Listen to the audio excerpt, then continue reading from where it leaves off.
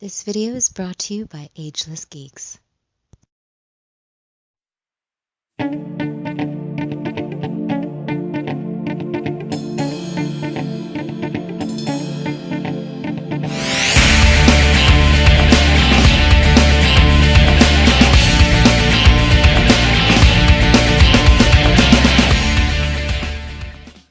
Cowabunga dudes and dudettes, this is Anthony, aka Bstman82, and today I'll be doing a review of the San Diego Comic-Con exclusive, The Strange Lives of Batman box set.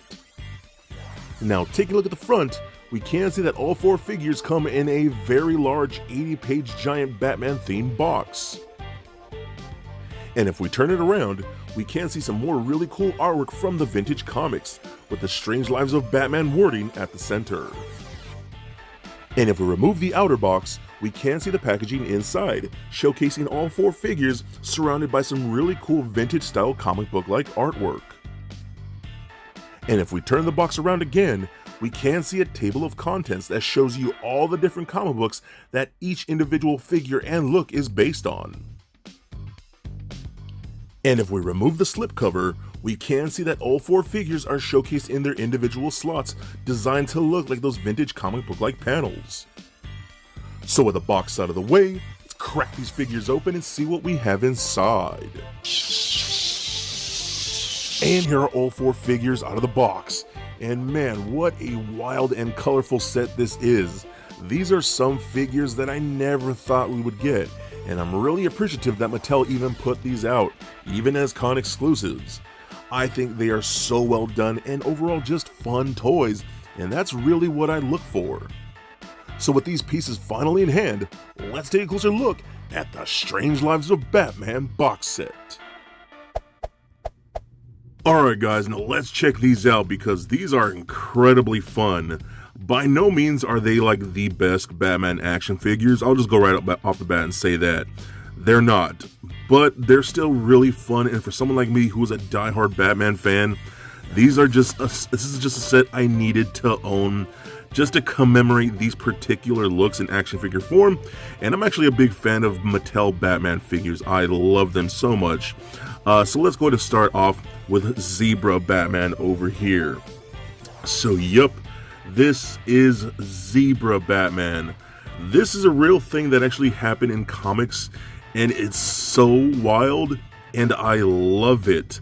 So the paint came out surprisingly good.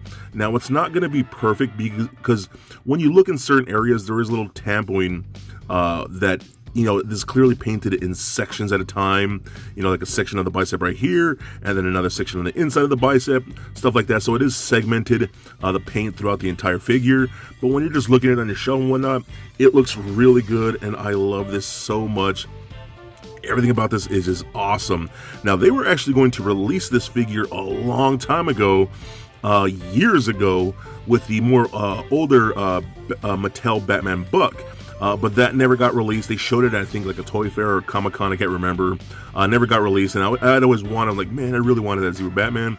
But now we have it here, and it's more modern Buck, which, again, I'm not the hugest fan of, but I'm still glad the fact that we even got this. The cape is insane. The material that they got for this nice zebra material, it's crazy. It's a little rigid, so if you fold it, I feel like it's going to leave a crease in the cape, so just be careful of that. But it's still really cool that we're even getting a Zebra Batman. That's insane, dude. It's so, when it's one of those things just so weird and goofy that it's actually cool, and that's exactly how I feel about this. Alright, and next up we have the Negative Batman. I actually really like this suit. This might be my favorite one from this entire set. I just think it looks really cool in the all-black suit with the white bat logo going across the chest and the white going across the cowl. I just think that's awesome. I love this, and it's pretty simple. You know, not a whole lot of detail. It's just molded in this black plastic. This really nice soft goods cape.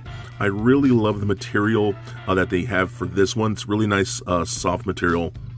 Almost like it feels like the top of a billiards table. That's kind of what this feels like. That felt just feels really, really nice. It looks really good. Now, one thing you may not be able to tell on my camera, but if we look closely, This whole figure is actually molded in a more translucent black plastic, which is something that I did not expect, and it's pretty wild how they did. You can kind of see more like so in the hand, how it's more clear, but the whole figure is actually molded like that. And if I bring one of my cameras or my lights more closer, you can see kind of like in the thigh right here, how it's more of that translucent material throughout the entire piece. And it's really, really cool. And it really adds to that negative look.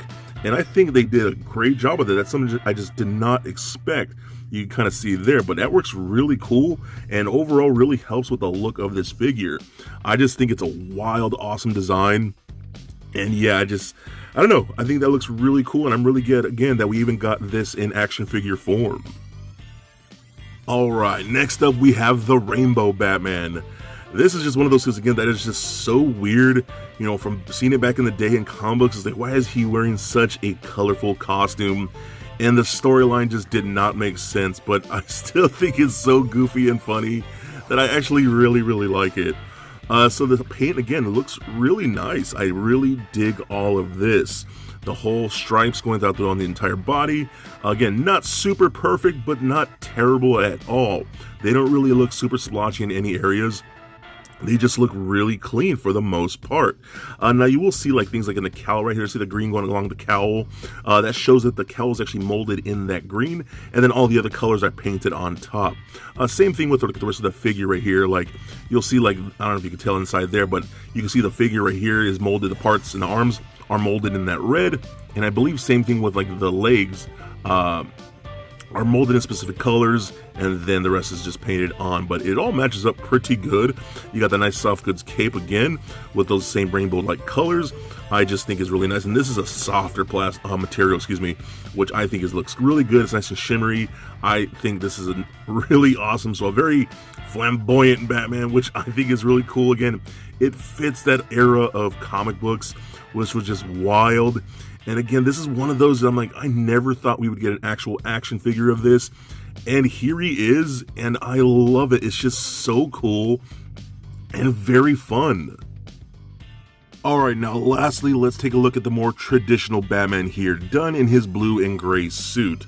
I think this looks really cool too, and again, it does fit the era of comic books, which looks really nice with the black cowl. I love the blue that they chose to use for the cowl and the gloves and the boots and things like that. The deco on the belt looks really nice, and how they have that little fade on the shorts, again, to make it look like that classic comic book art is really, really cool. Again, I love the soft goods cape. This is similar to the one used for the negative Batman. Really, really nice material that they use for this. I just think it looks awesome and just very well done. So while we have this guy, I'm going to run down the articulation, because the articulation is the exact same on all these figures. So the head's on a ball joint, does roll around a bit, left and right, up and down a little bit, and pivot side to side a tiny, tiny bit. Arms will go full 360, up and out that far, rotation at the bicep, single bend at the elbow, rotation at the wrist, like so. We do get an ab crunch that crunches forward that far, back about that much, swivel at the waist, which is nice. We get a hip joints that kick forward that far, back not so much, splits all the way out, rotation and upper thigh. We get a double jointed knee that almost kicks himself in the butt.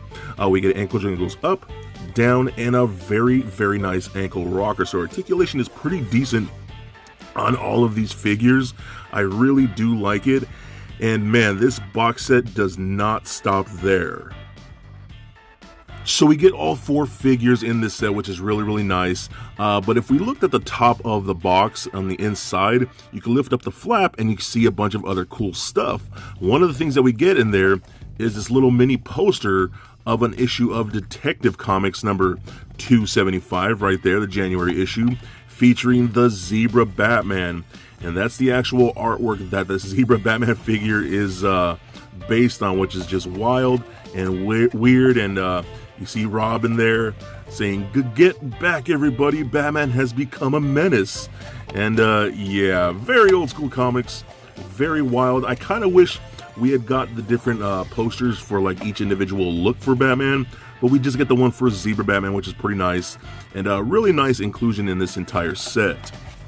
Now, We also do get a bunch of interchangeable parts. So we use more of the standard Batman for this. So we do get interchangeable faceplates, so where we could have things like the robot Batman, which is really cool. Again, all of these are ripped straight from the original comic books, which is really cool. We get the Rip Van Batman with the long beard, which is really hilarious. Again, ripped straight from the comic books, and it's crazy that they even did this. We get this really wild alien Batman, which is just a weird look, and I never thought I'd like that, because in the comics I always hated that look. I thought it was dumb, but in action figure form, you know what? It's one of those things that's so weird, I really like it. Then we get an actual Bruce Wayne head, which is really, really cool. So how this actually works, we can actually take off the face like so, or the mouthpiece, and it's just a little peg inside there. So we could take that and interchange it with any of the actual face plates and put on things like that robot Batman look, which I think looks awesome, and that's really cool how they actually did that. Now the same thing can actually be done with all 4 Batman figures, because since they are the exact same mold, you can actually take them apart and do the same thing with either of them. Or you can unplug the head altogether and take off the ball peg like so, and then put on one of the actual other heads like the Bruce Wayne head if you want to do that. And again, I think that's awesome that we have so many options. What just a really cool and fun set, and just everything that you can do with this is incredibly awesome. So for a quick size comparison, here they are standing next to a Marvel Legends Deadpool figure, as well as a DCUC Batman figure. And for your bat comparison, here they are standing next to 2 other Mattel Batman releases. We have the Gotham by Gaslight Batman, and the Ninja Collect and Connect Batman. And just for fun, here they are standing next to little Lego Bat Bomb. So there it is, guys. My review of the San Diego Comic-Con exclusive, The Strange Lives of Batman 4-pack. Now overall, I think this is a very different and very weird box set that I freaking love. I am super stoked that Mattel even put these pieces out. The colors are so wild and out there. I love the sculpt for the most part, the articulation is pretty decent, and I really dig the interchangeable heads and face pieces. I think these are a lot of fun. They are by no means the best Batman figures to get, but that's not what matters to me when you have things like this. They are just fun to play with, and that's what I want when I'm looking at toys like these. So if you're into this kind of thing, and you love those old school comic books like I do, then I highly recommend picking up this box set, because in my opinion, they are definitely a must get. So please comment, like, and subscribe. Stay nerdy, my friends. Peace.